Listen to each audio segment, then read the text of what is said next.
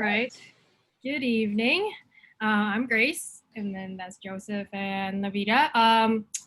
Our project is on responding to climate change, a comparative analysis of coastal community adaptation techniques. Next.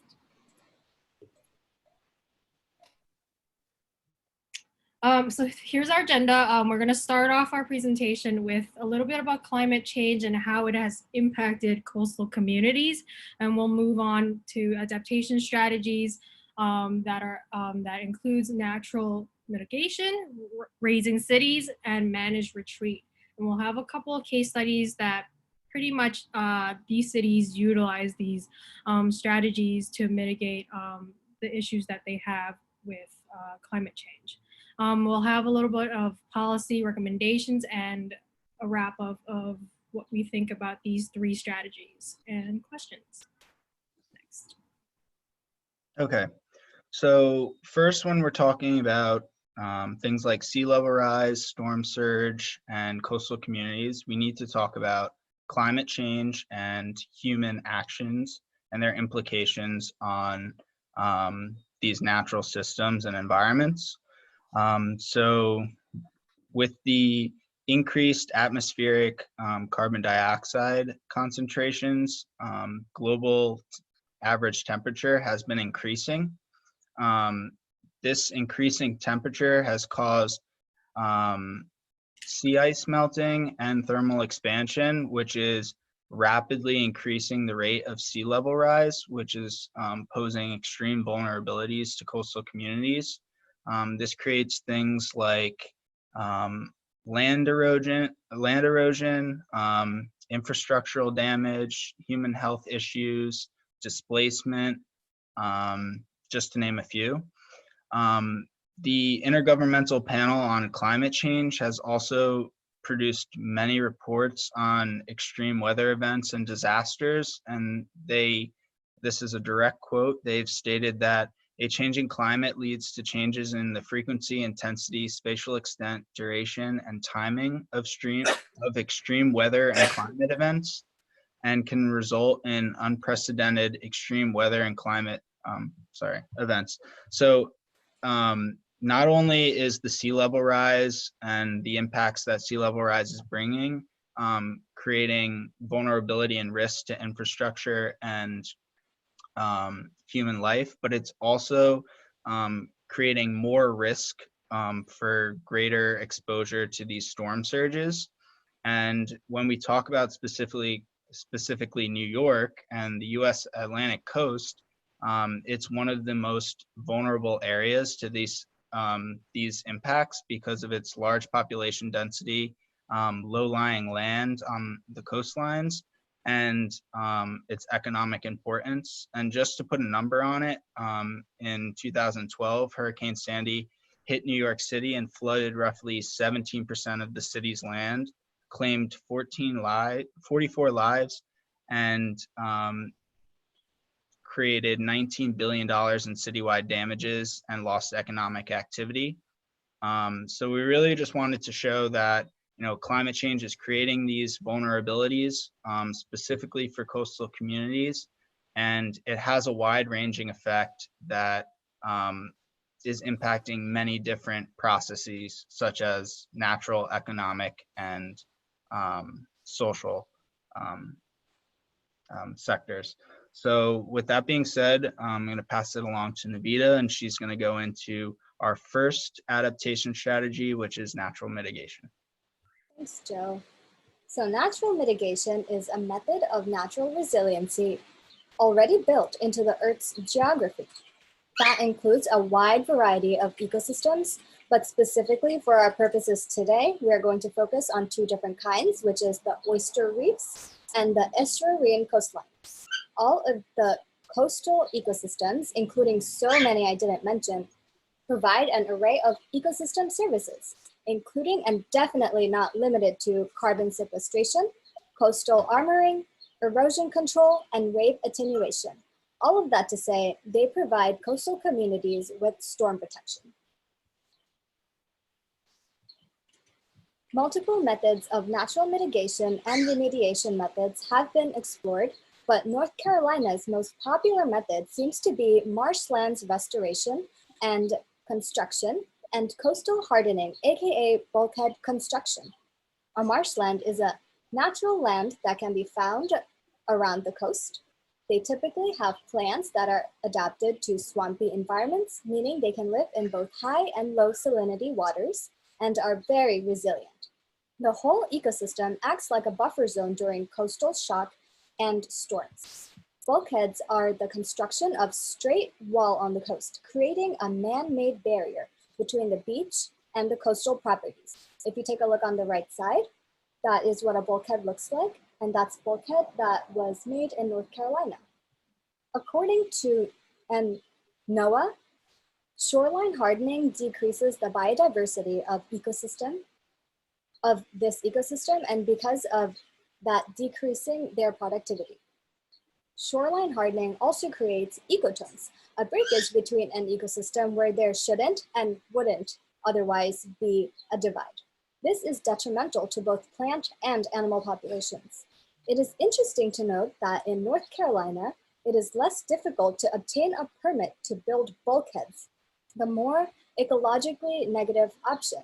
Typically, a bulkhead permit seeker is made to wait a couple of days as the process is approved, and there aren't many rules or regulation around their construction.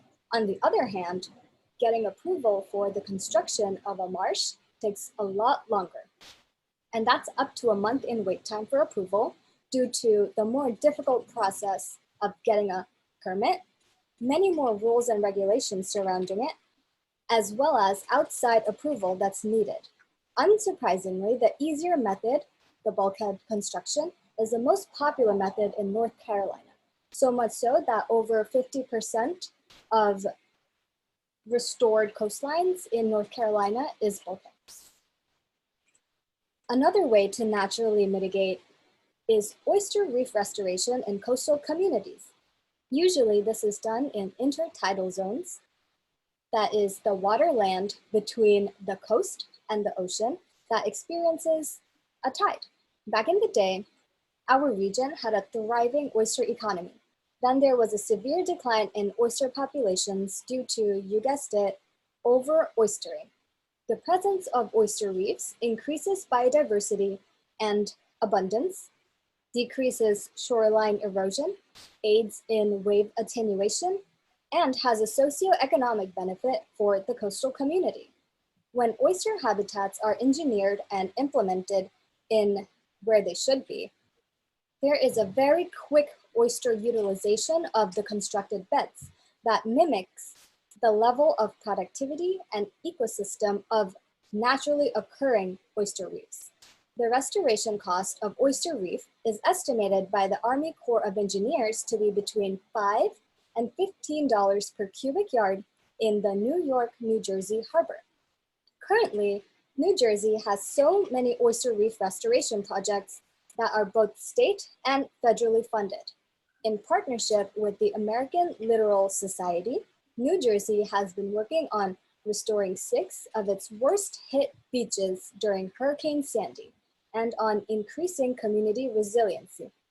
The state is looking at long-term restoration projects and not the typical feel-good one-off projects. The climate change resiliency conversation New Jersey is having extends to their communities. The coastal population is understandably reluctant to give up their beach properties for plant and animal protection during the spawning season because they don't understand the ecosystem or have connections to it. In response to the reluctance, New Jersey sort of took a twofold approach.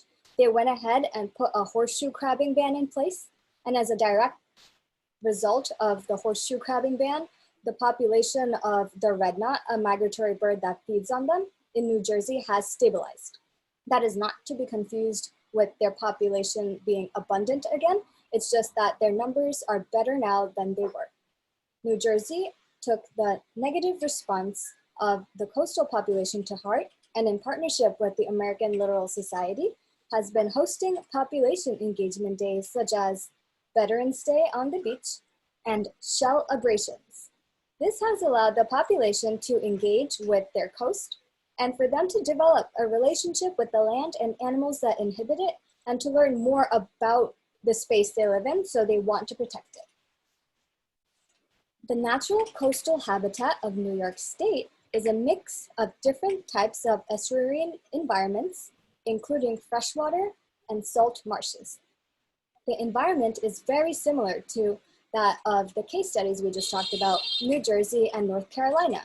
Currently, New York is not experiencing as many superstorms or hurricanes as North Carolina, but data predictions project an increase in our state's future, with the fact that over 50% of the state's 19 million people live in coastal environments and sea level rise projections. We attempt to answer the New York State mitigation question with natural mitigation.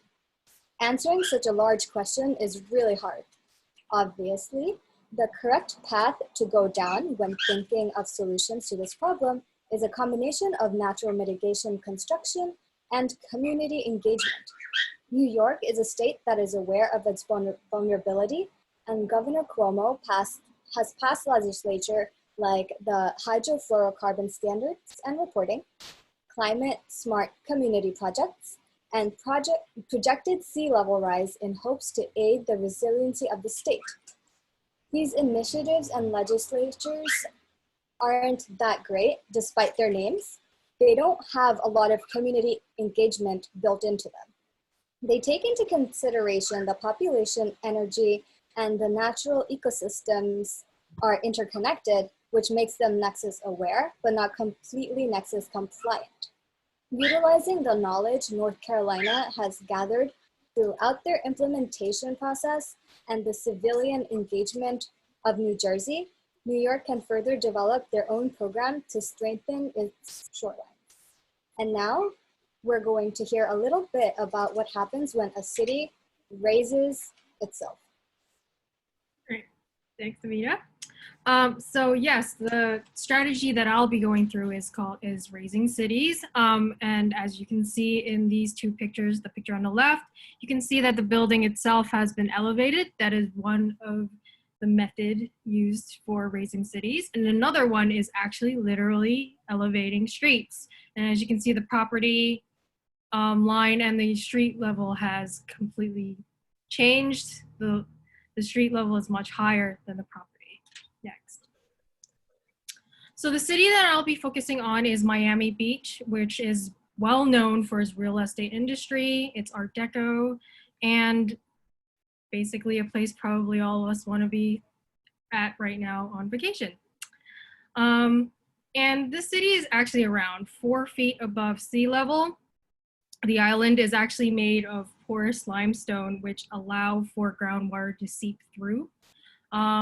And as you can see in this picture on the left, the flood map, it's actually 93% of the buildings in the city is in the special flood hazard area. And 3 forms of flooding that this city experiences: rain, king tides, which are the highest high tides that the city experiences, and groundwater rise due to sea level rise as well. Next. So in order to implement this raising city policy, they pretty much did a top-down, the government did a top-down approach where they had scientists collaborate and basically recommend what the city should do, and the government took action. The community did not have a say or were not communicated with about this type of policy prior to implementation. The city strives to basically raise 105 miles of its roads and simultaneously install new pipes and pumps due to the change in elevation. As you can see in this picture, this is actually Sunset Harbor. It's one of the more well-known stories that the city have, where they elevated the street, and you can see that it actually is not flooded anymore after the street elevation. This modification actually saved that area 60 tidal floods, from 60 tidal floods. So the city also encourages homeowners to elevate their homes, but currently their building codes does not take sea level rise into account. So there's a chance that they're actually not elevating their buildings high enough to address the increase in sea level rise. According to the city's own FAQ sheet, they're actually not financing any of these the projects of elevating homes, and so it's on the homeowners' own. Basically, they're responsible for it if they really wanted to do it. But during a Urban Land Institute advisory panel meeting, they actually did recommend the city to set aside a community adaptation fund that will help homeowners who are unable to finance the whole project of elevating their homes. And they also pretty much rely on the fact that 84% of the buildings carry flood policy under the NFIP. Miami Beach also provides a elevation calculator to allow residents to know how much they need to raise their driveways or their homes in comparison to the street elevations. So currently the city has a standard where they're attempting to raise their street levels by 3.7 feet. There are variations depending on how high that area, how high the level is in that area. So it might not necessarily be exactly 3.7 feet. And their new policy, new standard that a engineer firm called Jacobs Engineer that they proposed to the city actually in the beginning of this year in January, where they want to increase the height to 4.8 feet for edge of road, which you can see in the top diagram here where it is, and the bottom of road base, which is down at the bottom there, to 2.9 feet. Now the bottom of road is elevation is just to separate the street from the groundwater. As I've said, because of the material that the island is made of, it's very easy for groundwater to seep up towards the street. And then they also, so these type of modifications for the local roads would save the city from experiencing flood 50% of the time. Major roads, they've proposed a 3.9 feet level for edge of road and 2.9 for bottom of road base, which would save the city 20% less of these floodings. And emergency roads, it'll be 10% with the same elevation as major roads. And they also included a roadway harmonization with the adjacent properties because when they initially started this project, homeowners were experiencing floodings due to the change in elevation because water started pooling into their property. And so they had to kind of implement this as well, just to have some conversation with the community and figure out what kind of slope there should be between the street and the home property. And this new calculation of how high these cities should be is based on the change in sea level rise, which you can see in the bottom diagram here, where it's 1.3 feet or 1.8 feet with the 30 years projection from 2020. Next. All right, so there are many, because of how mass scale raising city that the Miami Beach has started. There are instances where many have praised their action and how they've taken this strategy to a whole new level. And to back that up, the ICF, which is one of the city's consultant, basically calculated that there was a 11.9% increase in assessed condo values for the Sunset Harbor that I mentioned earlier, and which is basically a $41.2 million dollar increase in property value. I would say this strategy does focuses a lot on economic resilience to protect its resilience aspect. And so residents are pretty much against it because each time there's a new research come out, elevation increases, how often can you keep doing that? And there are limitations due to property elevation. Pumps must be powered all the time, and the damage, property damage from floods next. So how does this pertain to New York City? New York City elevation obviously is not as low as Miami Beach. And as you can see, the coastal areas are also not completely in the special flood hazards area. And the city also has a Build It Back program, which does help homeowners to elevate their homes who are affected by Hurricane Sandy, which is slightly different from Miami Beach, which didn't have such program. So in a way, it would be difficult for New York City to carry out the same leveling city capacity as Miami Beach due to the complex infrastructure that New York City has underground, like mass transportation and underground infrastructure, which Miami Beach does not have. Yeah, we'll take it through to manage retreat. Okay, and the last strategy that we looked at is managed retreat, which is also known as planned retreat or planned abandonment.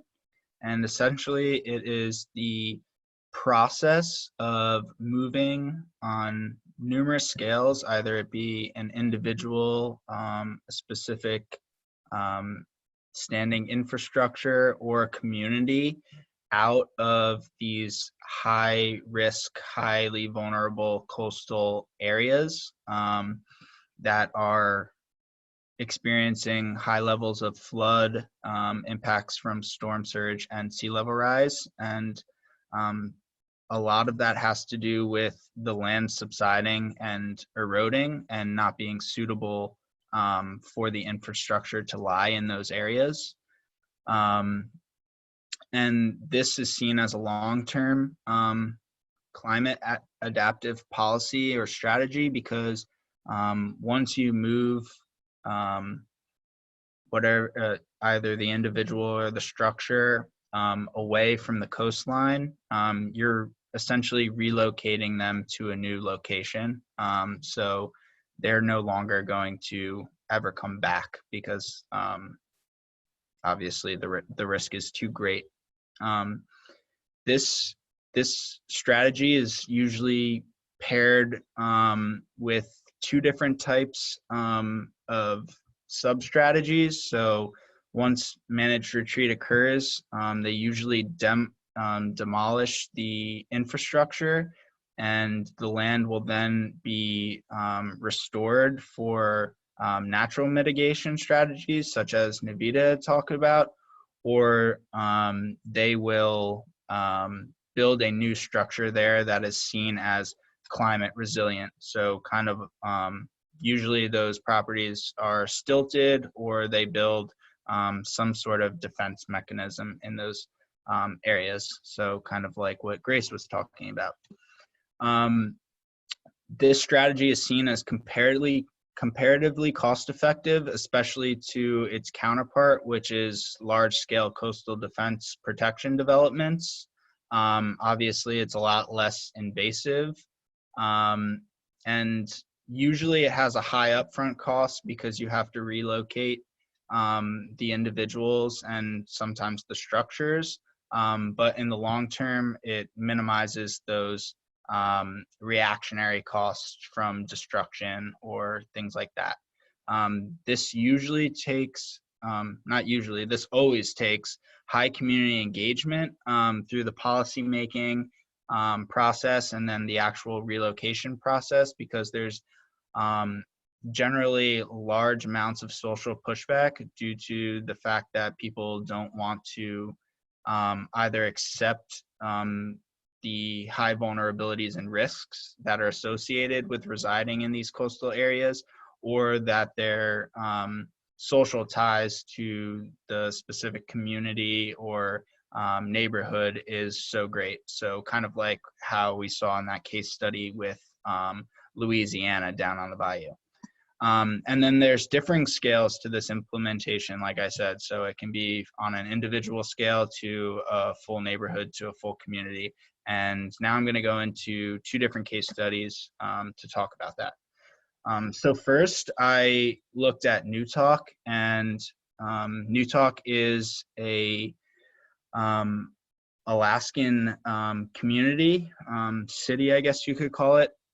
The top right picture is what it generally looks like. It doesn't look like that anymore, but essentially it's home to the Qualiarmia people. Sorry for that butchering. I looked everywhere for a proper pronunciation, but I can't find it. But they're indigenous fishermen, and they live a traditional Yupik Eskimo subsistence lifestyle, and they've resided in Newtok for roughly 2,000 years. The area is located right on the Ninglik River and the Yukon Kiscomwim Delta region. So it's surrounded by a large river, and then it's literally located in this low-lying delta region with water bodies all around the homes.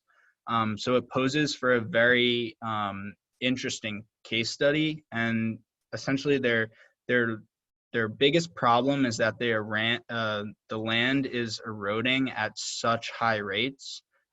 So in 2019, it's for the last 10 years, it's averaged roughly 90 feet per year of land erosion. Due to this, the community has experienced major floods, and these floods can last for months. So in the bottom, 2005 was one of their greatest floods that they had to date, and you can see how much land subsided and was inundated. And as the erosion continues to happen, they're having great impacts on their infrastructure. So they're having huge flooding and mold issues as well. The problem is that because this is such an isolated community and these climatic impacts seem almost what somebody would say is quote unquote inevitable, is that they haven't been receiving funding in order to mitigate their risks and their adaptation. So in 1999, they started the process of managed retreat, or 1996, excuse me, started the process of managed retreat. And that's when the Newtok Native Corporation authorized land exchange negotiations with the U.S. Fish and Wildlife Service for a community, Murtarvik, which is just across the river and up on a rocks ridge away from the floodplain. In 2003, the U.S. Fish and Wildlife Service agreed to the land exchange, and construction began in 2011 on the new Households and Community Center, which will serve as a emergency gathering location. For the roughly 370 people that are part of this community, it's estimated to cost in a range of $80 million to $130 million. They've currently received funding from a number of different organizations. The Denali Commission, which is an independent federal agency, created by Congress to support rural Alaska development, has dedicated $28.5 million to the Newtok relocation. The state of Alaska has dedicated $4 million, and the United Methodist Committee on Relief has given just under $1 million. So they've received large amounts of funding. And really the thing with this project is not about the funding. It's about the social ties to the land. This is an indigenous community that identifies with the land. It's part of their life. They fish off of the river, and they make their living off of providing for themselves from this land. Obviously, being there 2,000 years, it really created a lot of pushback from their start of the process in 1996. But in October 2019, they've started their first phase of relocation, with roughly 1/3 of the population moving to Mertarvik, and it's been a slow process, but essentially the entire community is going to uproot and move to a brand new community that's been funded by multi-level stakeholders and government. So now I want to talk about New York City and how they have a complete opposite form of managed retreat in place. So obviously New York City's population is so much greater and more complex than a small rural community in Alaska.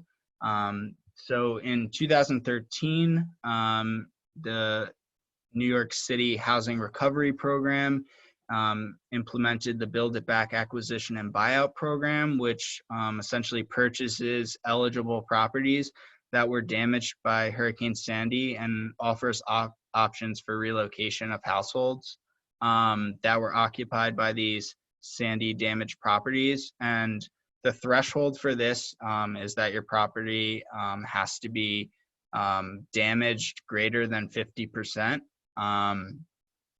And as we can see, this is happening on an individual property basis. So it's different from the community approach where everyone has to buy in.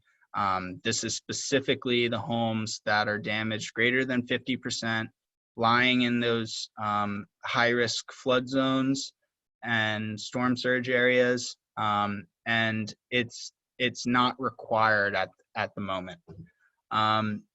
So essentially, if someone were to go through the process, they would get their house appraised, and there's a mandatory appraisal, and they'll get the property appraised for its post-storm value, and then also for its approximate pre-storm value. And I'll get into the problems of that in a second. But essentially, then the state or the city, because the state and the city both have programs,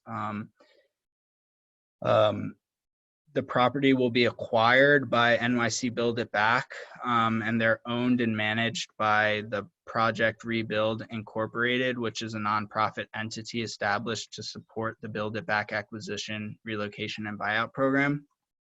So once they buy the property, one of two things happens. Either they'll demolish the property, demolish the structure on the property, and then they will restore the land. They usually don't put a lot of money into the restoration of the land, but for natural flood mitigation purposes, they leave that land barren. And then in other areas, they build a new structure that is quote unquote flood and storm surge resilient. Roughly 800 homes in the highest impacted area have been purchased. And the real issue with this is that there's been undervalue of property reimbursement. And so the relocation is really on the individual. They're not given a specific neighborhood or somewhere to go back to. is that they're receiving too little money and they're unable to then reside back in the city. So it's a bit of a flaw, and it has even greater social implications and than imaginable of just relocating. So I really wanted to assess this if it's feasible. In terms of the Newtok case, it shows the dilemma of polluter pays. Like, they are reaping the greatest risk of climate change impacts, and it has nothing to do with their actions. It really takes complex multi-level governance and resource allocation. You can see that in both case studies, whether it be on a large scale or a small individual scale. And the biggest thing is the social acceptance and the social awareness of these issues and their acceptance to accept the policy. A lot of the times, managed retreat is put in place as a reactive thing. Once a storm comes, then they institute a buyout program and get people out of those areas. People don't want to move from their homes and from places they identify with. And this creates a great environmental injustice with social welfare and equity issues, and also displacement issues in a lot of cases. And specifically in Newtok, and even for the people who can't move back to New York City, it's definitely a large loss of cultural identity. So I think it's difficult to balance the dimensions of sustainability and resilience in this way, but coupled with the other strategies, I think it is useful in areas that are greatly impacted and have small population sizes. So in a really, really quick conclusion, we suggest using a little bit of each thing we discussed in order to help mitigate New York City's coastal issues that we will face in the future. We won't get at all into this, so if you guys have really quick questions, thanks. Thank you guys very much. Navita, why don't you leave the presentation up and leave the next to last slide there with the policy recommendations? And maybe if there are some comments or questions, we can talk about that. So first of all, you guys did a really nice job. All three of you carried some of the weight, and the presentation was nicely organized and well prepared and very visually attractive. I'm watching it on a 9-inch tablet, but that's not your fault. But I've got one sort of comment or question, but I'll hold off to see if some of your fellow classmates or Navita's bird possibly have a question or a comment. Question, and I'm guessing you probably would have talked about this on the recommendations. You know, in New York, we have areas that we think of when it comes to coastal resiliency, and there's a pretty big discrepancy in what those look like for us. Like the difference between relocation in Far Rockaway versus the Lower East Side is a world apart. So I'm sort of curious which approaches you thought of, or if there were specific areas of New York City you had in mind when you were thinking about your policy recommendations. So we actually decided to go with a little bit of everything because there have been buyout programs within the city. There are plans and already activities in heightening buildings and communities, but that's on an individual basis. There are also native mitigation techniques being piloted within the coastal communities. And I think it's a little bit of an experiment to find the perfect balance in what works for the state. And I don't even want to say any recommendations for the city because I see it as like a bigger coastal system. And if you just make the city more stable, that's not really going to help because it's going to affect us anyway because it's going to go on our sites. Yeah, I think I think that was Vanessa, right? You hit it on the head, is that especially in New York City, we have so many different neighborhoods comprised of so many different components. So right, managed retreat maybe in Staten Island is more feasible than managed retreat in Lower Manhattan. I don't think specifically we looked at specifically one area, but that was kind of our reasoning behind what Navita said in this attempted hybrid approach, is that every community is different and has different vulnerabilities and resource allocation, and it's important to take those into account before making a set decision on how to adapt. Yeah, like it's really easy to extend Manhattan because it's just built like that, and you could just make it into a salt marsh because it is a salt marsh. But if you're trying to do that to like Jamaica Bay with the barrier island, or Far Rockaway, which is a barrier island, you just can't do that. So you would relocate some people. Did you guys find any examples possibly of communities implementing an approach, an integrated or a hybrid approach? Mm-mm. Well, yeah, I mean, Staten Island, I live in Staten Island, so the South Shore, this is huge, and the Build It Back and Buyout program has really taken a big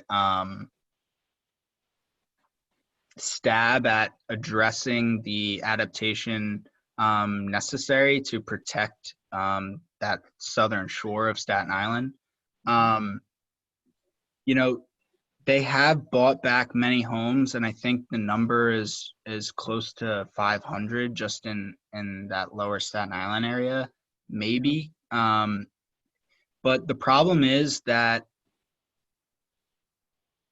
the managed retreat occurs after the buyout, but there is so much I don't know, greed maybe might be the word for developers, that they continue to develop. So I think the point of our research is to show that, you know, you need to address these issues in a comprehensive way and not just say, oh, resilient development protection is sufficient, right? Like eventually we may not be able to reside in these areas, and it may be better for the greater population as a whole.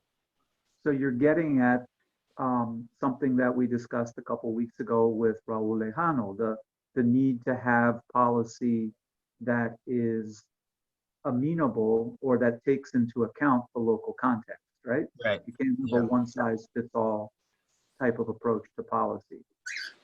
Yeah, this whole research was like the whole time I did it, I was just thinking of Raul and all of the papers we read, and it just seems so him. Like our answer would be in alignment with what he would suggest.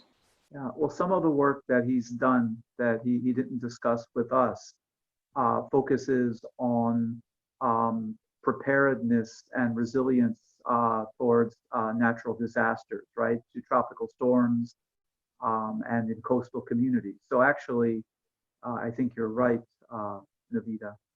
So I had a comment. I was glad to see Joe discuss a little bit the environmental justice sort of aspects of these three approaches. And one of the concerns I have, Joe, you mentioned Staten Island, and I know that after Sandy, a lot of the people on Staten Island who had been affected along the South Shore there were low income and immigrant Right. families. Now there's massive mansions there. It's weird. Right, and that's sort of my comment here, is that there's a lot of research out there that shows that these buyback programs ultimately wind up not only displacing poor people. They also wind up benefiting wealthy people who are able to adapt their homes and Right. who benefit by surrounding their properties by wilderness or by beachfront or by amenities, right? Natural amenities. Right. So this is something that I think whether you're talking about what Grace discussed about elevating city streets, which streets get elevated, who benefits from You those know, streets. Grace's approach actually talked, like she mentioned it to us, if you want to jump in, Grace, and talk about the equitability and how unfair it is for the lower income folk, because that was something you mentioned earlier. Yeah, so it's like it's easy for these wealthier neighborhoods to raise Right. their buildings, right? But then those who are less wealthy don't have the financial aid to do it, and the city doesn't really have a program for it. And Right. the funny thing with this project is that a lot of the people who are protesting against the policy itself are those who are wealthy because the modifications are disturbing their aesthetic of their neighborhood.